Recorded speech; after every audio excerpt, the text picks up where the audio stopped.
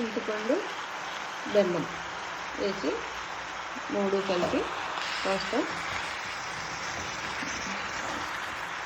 ఉడకాలన్నమాట. Coriander oil వేసి మగ్గనివ్వాలి. తర్వాత కళ్ళుప్పు,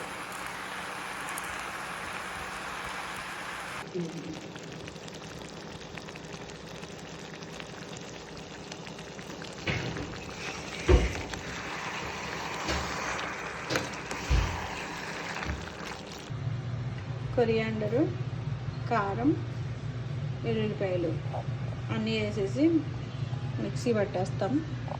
ఇది గ్రైండ్ చేయడానికి కొంచెం ఈజీగా తిరగాలంటే ఆయిల్ని వేసి గ్రైండ్ చేయాలి, లేదంటే అది టైట్గా ఉంటుంది, తిరగదనమాట. లూజ్గా తిరగాలంటే ఆయిల్ వేసుకోవాలి, వాటర్ టచ్ చేయొద్దు.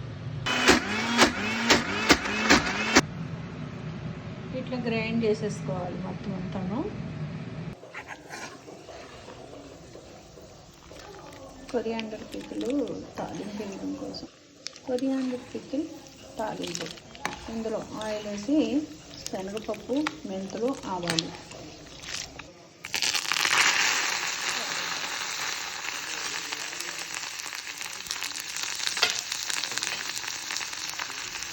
కరివేపాకు ఇంకా క్రిస్పీగా అయిపోవాలి. ఎండుమిర్చి, ఇంగువ.